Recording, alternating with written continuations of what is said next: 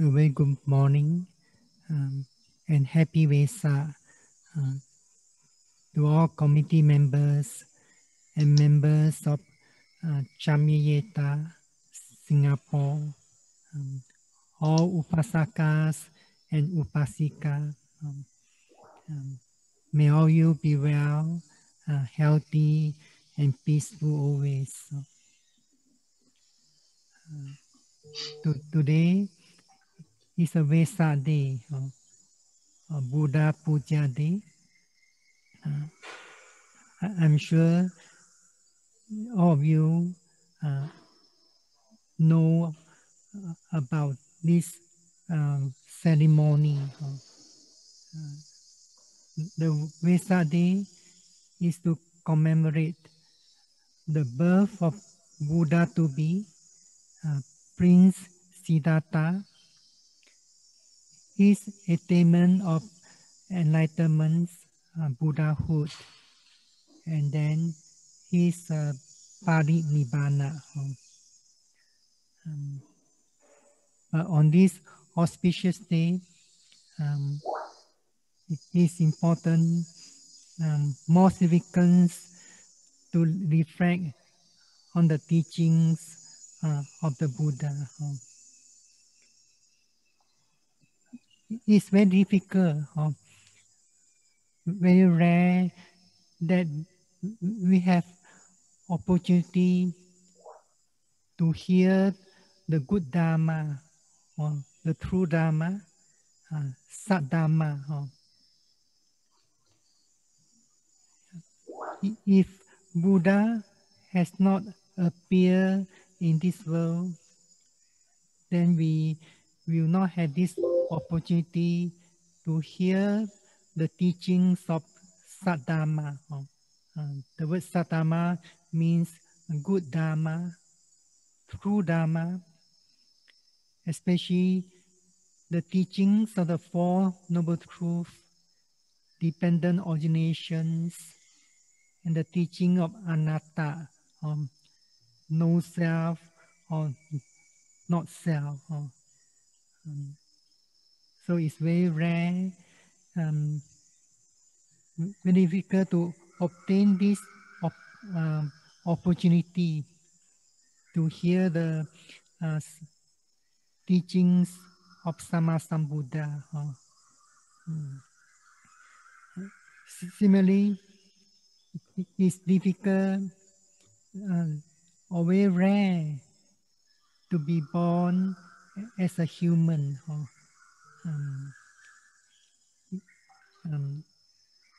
In one of the discourses of the Buddha, the Buddha explains this simile, the simile that explains about difficulties or very rare to obtain birth as a human. This simile is very well known in the teaching. This simile is about a bright turtle. The Buddha explains in this discourse that if we imagine that if this earth had become one mass of water, and a man would throw a yoke with a single hole upon it. A yoke is like an object in the shape of a circle with the hole in the middle. So this yoke was thrown into this mass of water. The wind from the eastern direction would drive the yoke to the west. The wind from the west would drive the yoke to the east. The wind from the north would drive the yoke to the south. the wind from the south would drive the yoke to the north. So there was this bright turtle. There was this bright turtle who come to the surface once every 100 years. So the Buddha asked his disciple, what do you think? Would the bright turtle coming to the surface once every 100 years insert its neck into that yoke with a single hole? So at that time, the disciples answer, if it would ever do so, Bante. So during the Buddha's time, the disciple addressed Buddha as Bante. It will be only after a very long time. But the Buddha said, sooner than this. They mean the bright turtle coming to the surface of the water once every year, insert its neck into that yoke with a single hole. That chance will happen sooner than the foolish one who has gone once to the state of loss. Say loss means woeful states, such as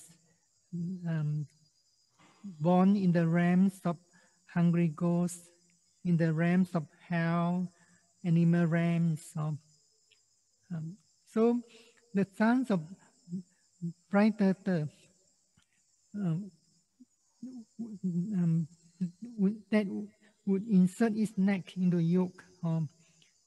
This may happen sooner than the foolish one who has gone to the states of loss and regain the human state. Thus be born as a human again. So, in other words, if a being has taken birth in the state of loss, such as in the world of hell, or in the realms of hungry ghosts, or in the world of animals, the chance of being born again as a human is very slim. Why? The Buddha said, because in the state of loss, there's no chance, there's no opportunity to do any wholesome deeds. There's no meritorious activities in the state of loss. There's no righteous conduct in this state of loss. So they do not have a chance to realize the Four Noble Truth, the Noble Truth of suffering, the Noble Truth of the cause or the origin of suffering, the Noble Truth of the cessation of suffering, the Noble Truth of the way leading to the cessation of suffering. So now you have been born as a human, so should make an effort to understand or to realize the Four Noble Truths so that you shall be free from suffering in samsara. The word samsara means the cycle of birth and death.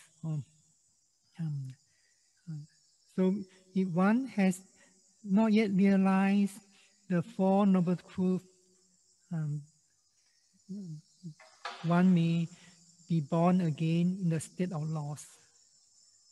So this course explains how difficult to be born as a human. So we should bear in mind this opportunity to learn the profound teaching, especially the essence of teaching. There is the teaching of the noble truth. So with the appearance of the Buddha and the teachings of the true Dhamma, then the world will gain this opportunity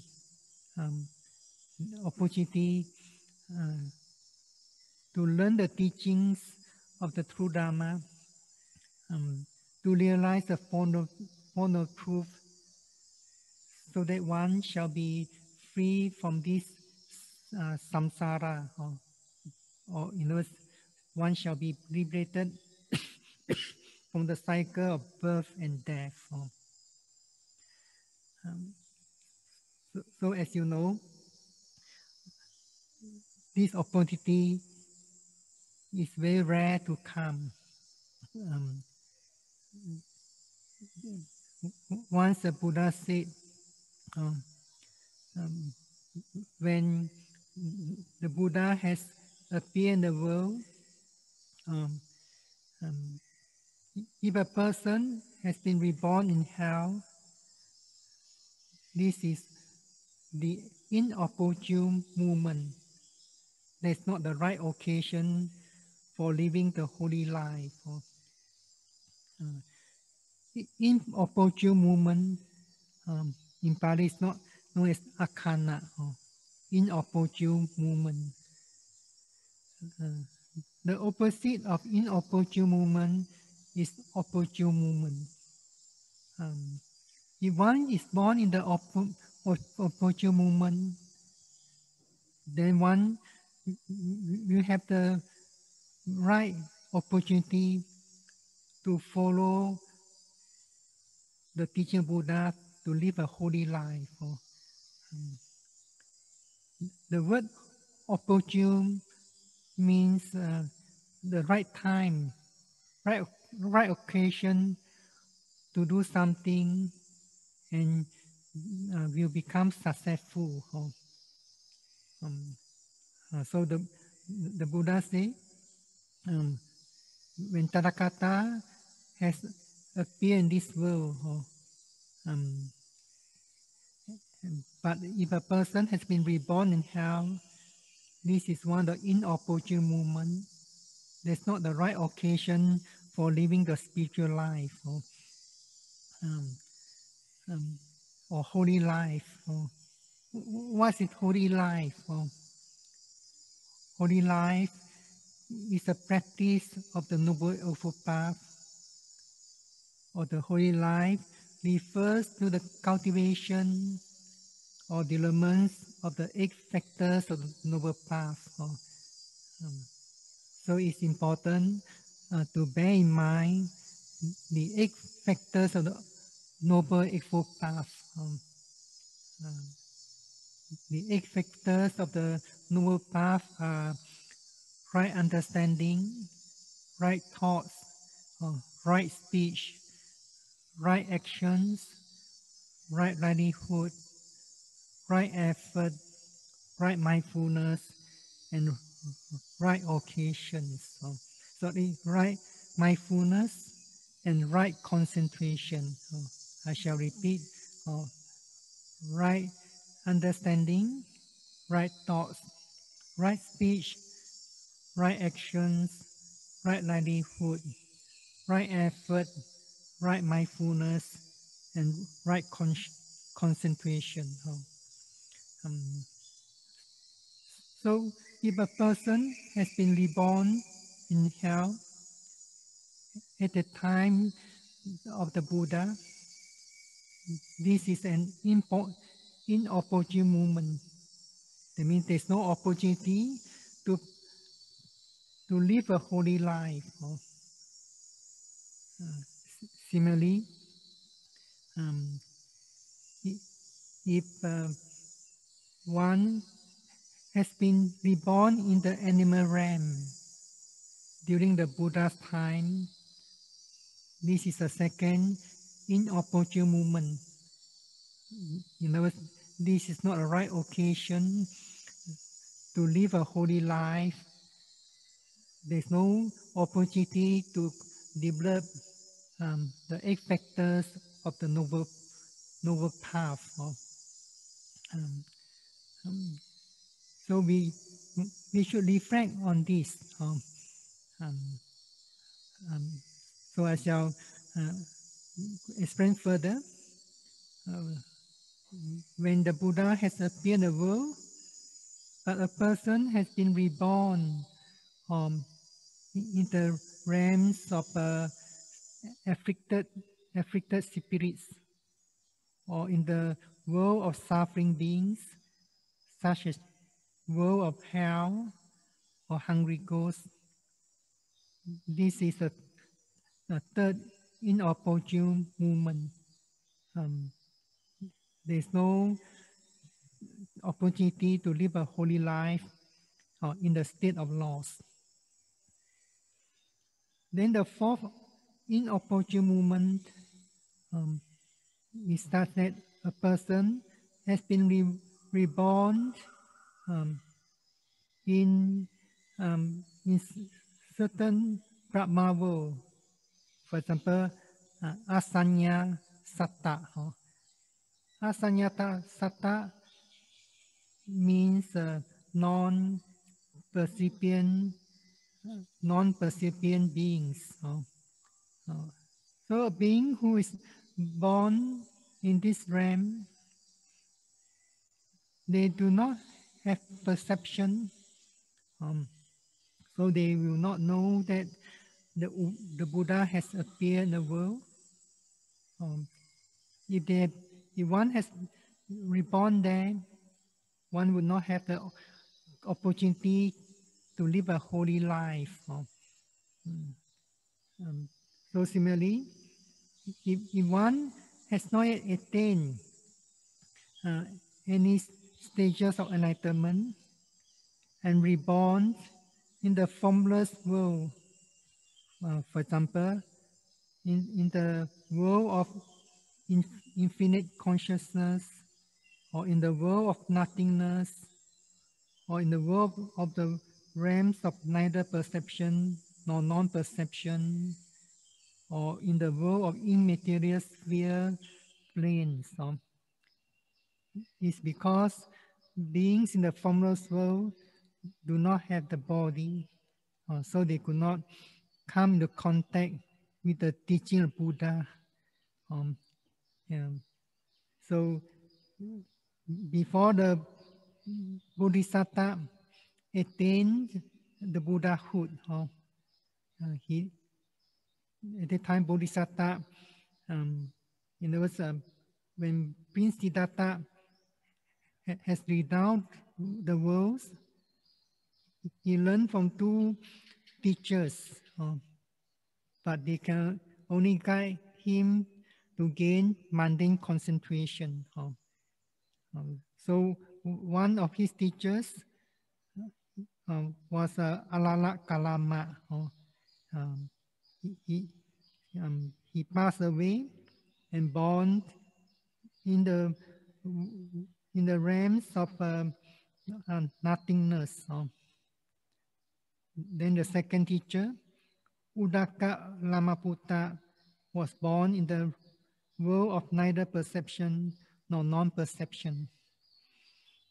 So when Bodhisattva had attained enlightenment and become a Sammasambuddha, at that time Buddha was thinking that he wanted to teach the Dhamma to his previous 2 teachers. But the Buddha found that they have reborn in this formless world. So the Buddha could not teach the Dhamma to them. So it's very unfortunate. It's not the right occasion to live a holy life. Then The fifth inopportune moment, during the Buddha's time, if a person has been reborn in a province among those in a society where their conduct is not refined, is not cultured, and the disciples of Buddha will not travel to such places, so they do not have the chance to come into contact with the teachings of Buddha. So this is a fifth inopportune moment. Number 6 is that a person has been reborn in the middle countries. Here, middle countries refers to a place in India where Buddha will appear. But a person has been reborn in this middle country, but that person holds wrong view. So when one holds wrong view, one will not believe that there's a Buddha or Arahant in the world. A person who holds wrong view will not believe in the teaching of karma and its result and so on. So this is inopportune moment or unfortunate birth is because of holding wrong view. Such person will never live a holy life. Then the seventh inopportune moment is that a person has been reborn in the middle countries, but that person is not wise, not intelligent, unable to understand the teaching, was well spoken or well stated or badly stated. So this is the seventh inopportune moments. And number 8, the eighth inopportune moments is that the Buddha has not appeared in the world. So when the Buddha has not appeared in the world, there's no teachings of the true Dhamma. There's no teachings of the Saddhamma, such as teachings of the Noble Truth, teaching of dependent origination, teaching of the anatta, not self. Even though that person is very intelligent, and he is very wise person, but because the Buddha has not appeared in the world, so there's no chance to hear the teaching of true Dhamma. There's no opportunity to live a holy life. So there are these 8 inopportune moments. It means if one happens to be born in such a state, then they do not have the opportunity, the right occasion to live a holy life or to practice the Noble Eightfold Path.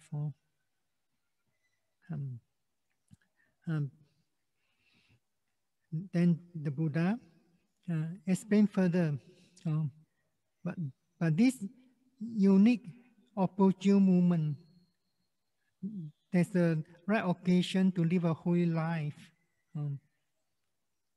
What this unique opportune moment the right occasion to live a holy life. So this unique opportune moment, the right occasion to live a holy life, refers to the appearance of the Sama Sambuddha. A Buddha has appeared in the world, an Arahant, perfectly enlightened and endowed with these 9 supreme attributes. And the Dhamma, that leading to peace, to enlightenment, is well proclaimed by the Buddha. And a person has been reborn in the middle countries. That person's wise intelligence, able to understand the meaning of the teaching, what has been well stated and badly stated. So Buddha says, this is the one unique opportune moment. This is the right occasion to live a holy life. So this discourse given by the Buddha is to explain that we have obtained the human states. It's very rare, very difficult to obtain this birth in the human states. And the Buddha has appeared in the world. Though at this present time, the Buddha has realized Paridhimana. We cannot see the Buddha in person, but his teaching, the teaching of Buddha, has not yet disappeared. The teaching of the Buddha can be found as his disciples, the ordained disciples and the lay disciples have been continuing his teaching and practice his teaching. So at the present, we are living in the opportune moment. Opportune moment means we are fortunate to be born in this human state. We have the opportunity to come in the teachings of Buddha, the teachings of the true Dhamma. So we should not waste this opportunity. If this opportunity is wasted, then we might born in the state of loss again. We might experience suffering in the samsara. So on this auspicious occasion, we celebrate the birth of the Buddha to be Prince Siddhartha, his enlightenment as Sama Sambuddha, and then his passing away, Mahaparinibbana. So we are not only honoring the Buddha with flowers, waters, incense, and so on. This is merely a devotional practice that and help us to develop devotional faith or devotional confidence. But it's more important to follow the teaching, to undertake the trainings of the teachings of the Buddha, consists mainly the three kinds of training: training in morality, training in concentration, and training wisdom. So we are not. It's not possible to see the Buddha in person, but if one is able to see the Dhamma, then one shall see the Buddha. So during the Buddha's time, at that time there was a monk by the name of Wakali.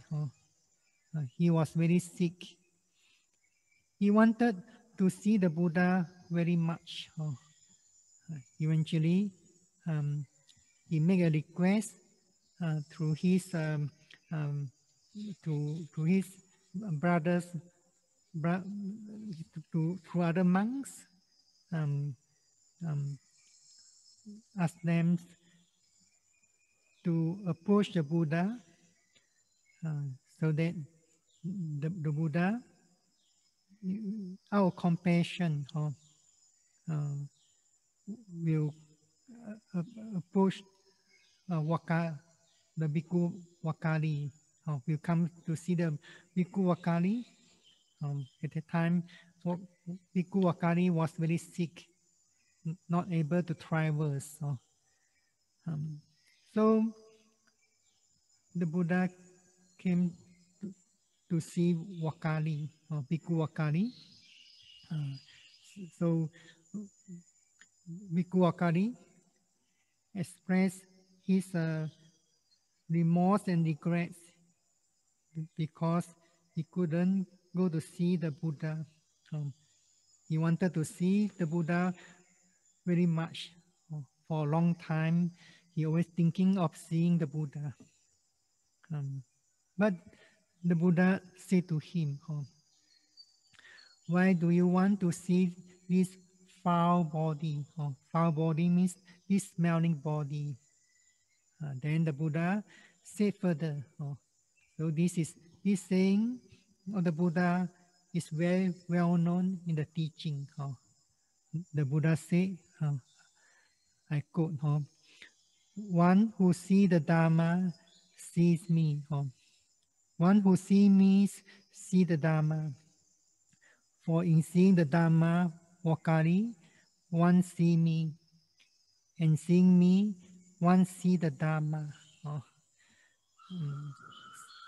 So, unquote. So if one aspires to see the Buddha, though it's not possible to see the Buddha in person nowadays, but it's possible to see the Buddha by seeing the Dhamma. So what's this Dhamma that the Buddha referred to? This Dhamma is not the mundane Dhamma, but the Dhamma here refers to 9 supra-mundane Dhamma, or the 9 stages of supra-mundane wisdom. The 9 supra-mundane wisdoms consist of 4 stages of path knowledge, or 4 stages of fruition knowledge, and enlightenment or nibbana. So if one is able to see all these 4 stages of path knowledge, 4 stages of fruition knowledge, and nibbana, enlightenment, one is indeed seeing the Buddha, the Tathagata. So the significance of this saying is very profound. The meaning is very deep. Those who do not understand the teaching very much, then they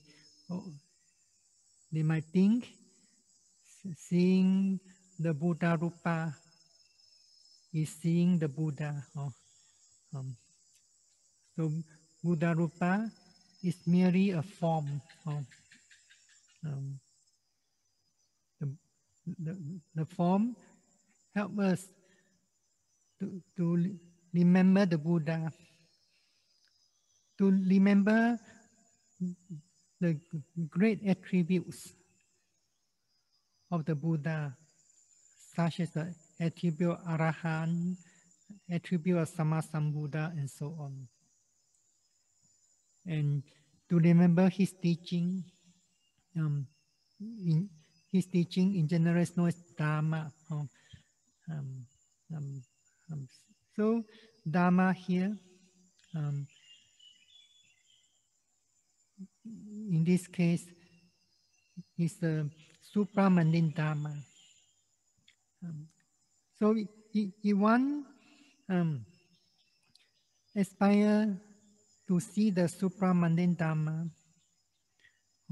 then one has to make an effort to practice or to develop the 8 factors of the Noble Path. So those who have been practicing mindfulness meditation, Satipatthana meditation, or insight meditation, Vipassana Bhavana, we understand how does one is able to develop the 8 factors of the path by the practice of Satipatthana meditation. So this point is very important. If one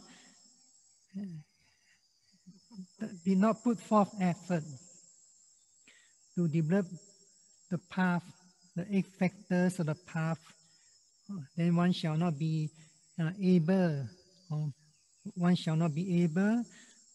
to see Tathagata, shall not able to see the Dhamma.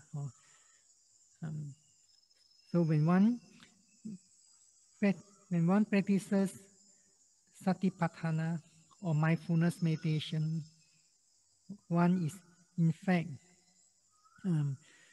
developing the 8 factors of path. Mindfulness is one of the factors of right mindfulness. So when one practices mindfulness, one should practice in accordance with Mahāsatipada Sutta, the discourse on the practice of the 4 foundation mindfulness. When one practices mindfulness, one needs to put effort, mental effort into the practice.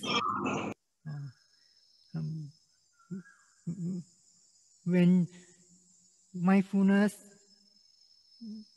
is constant and continuous, then one is able to gain concentration. During the practice of mindfulness, there's a factor which is known as right thoughts, sammasankappa. But during the practice of mindfulness, sammasankappa is a factor of vitaka, applied thoughts. Vitaka has the characteristics of leading the mind or the attention of mind, the awareness, to the phenomena of mindfulness again.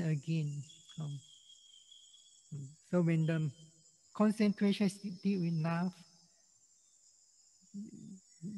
then there's a rising of insight knowledge.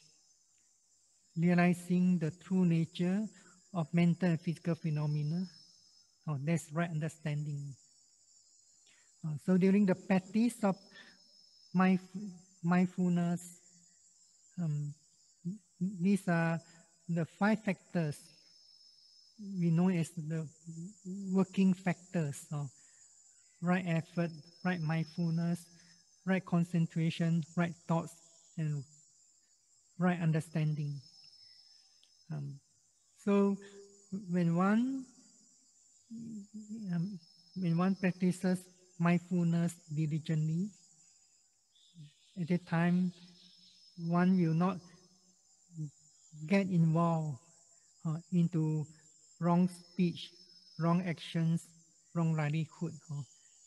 So by this practice of mindfulness, one is able to develop the 8 factors of the path, and then one shall fully understand the truth of suffering.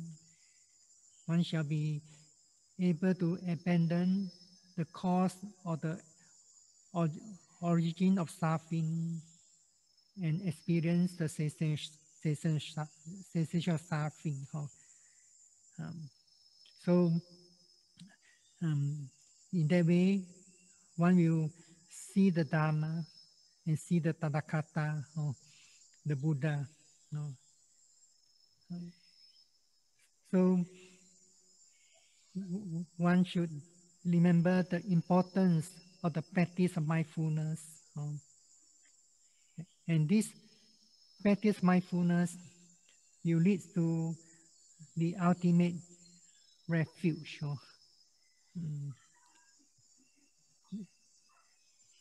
We go to the Buddha, to the Dhamma, and Sangha for refuge.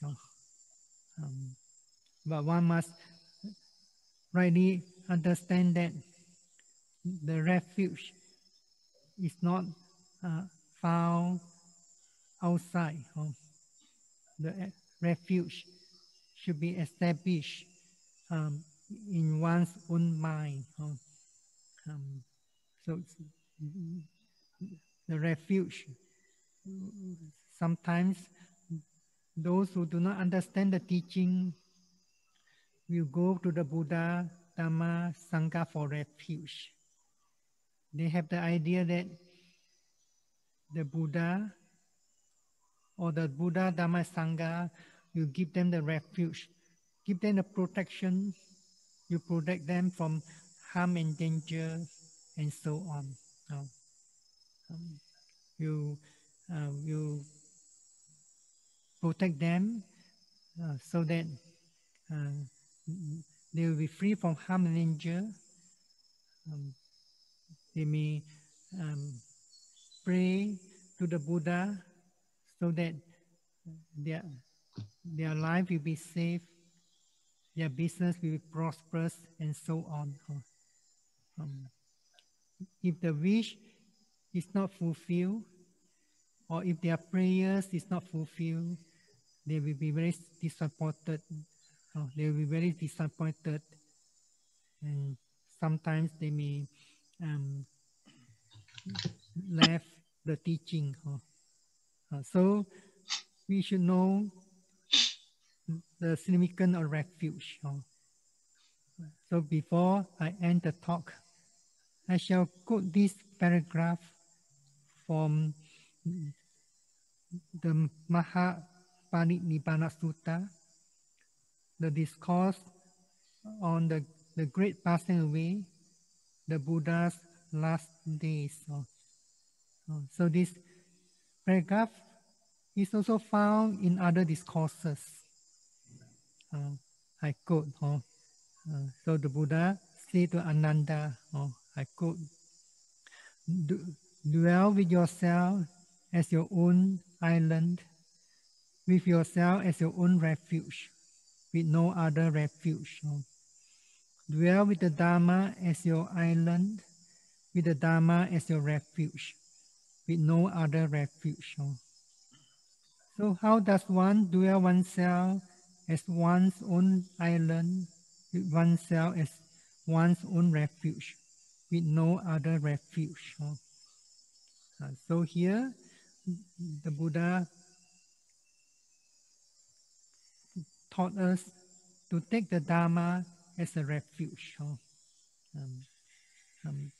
So how does one dwell oneself as one's own island, with oneself as one's own refuge, with no other refuge? So the Buddha said here, one dwells contemplating the body in the body, ardent, clearly comprehending, mindful, removing covetousness and grief in the world. Then the Buddha said the same thing. One dwells contemplating the feeling in the feelings. One dwells contemplating the mind in the mind. One dwells contemplating the Dhamma in the Dhamma.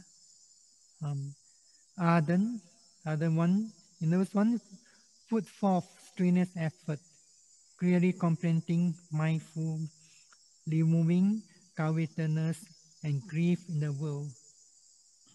This how a person is able to take the Dhamma as a refuge by the practice of Satipatthana meditation. So one should not look for the refuge, protections from others. One should become one's own refuge.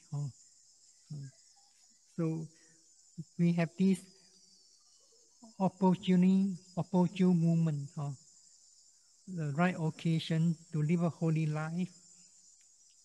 There's to develop the 8 factors of the Noble Path by the practice of Satipatthana meditation.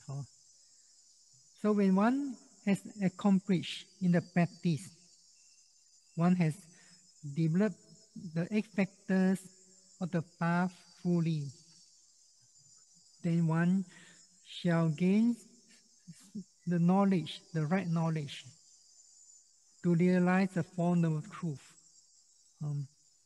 Then the Buddha say, this is a safe refuge, or secure refuge. By seeking such refuge, one is released from all suffering or sorrow. So on this auspicious occasion, remember, it's important to reflect the significance of Buddha Day Puja.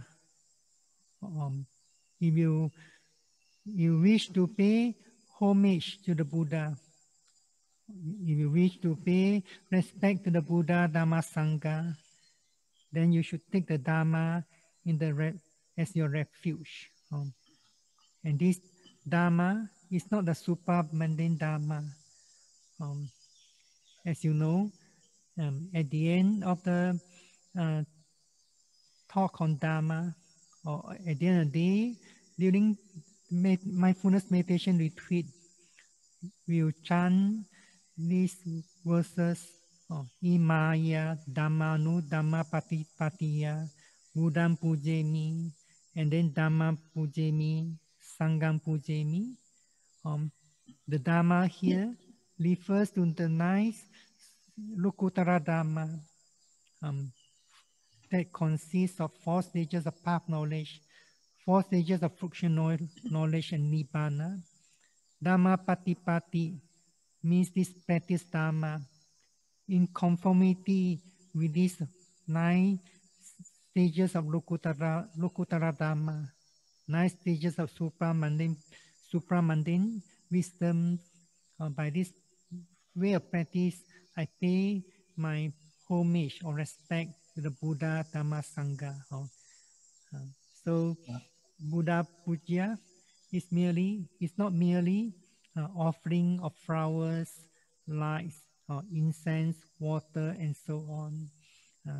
The most important significance of Buddha Puja is to practice the Dhamma, to take the Dhamma as a refuge by the practice of 4 foundation mindfulness, or in other words, to develop the 8 factors of the noble path by the practice of Satipatthana meditation, 4 foundation of mindfulness.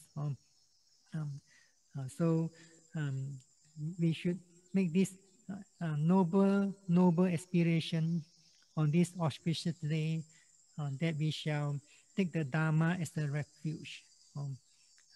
We shall remember that this is an opportune movement.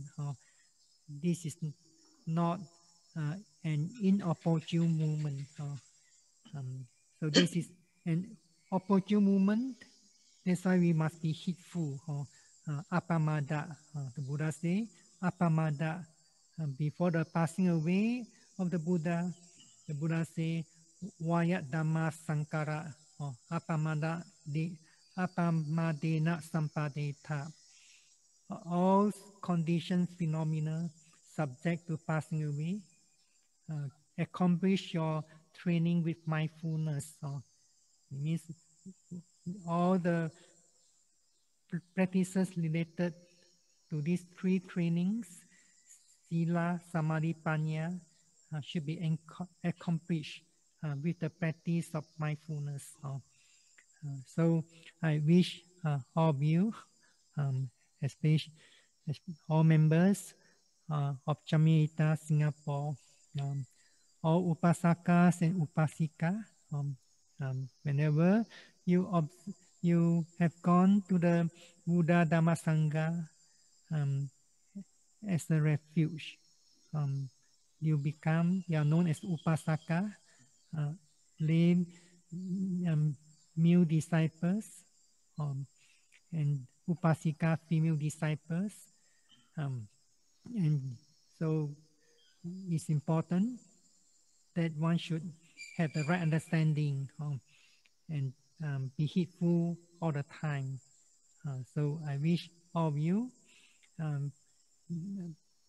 staying healthy, staying safe all the time, and most important, that you make a noble aspiration, inclining your mind to the practice of the true Dhamma, especially the practice of 4 foundation of mindfulness, development of the Noble Eightfold Path, so that you could realize a safe refuge, and be free from suffering in samsara.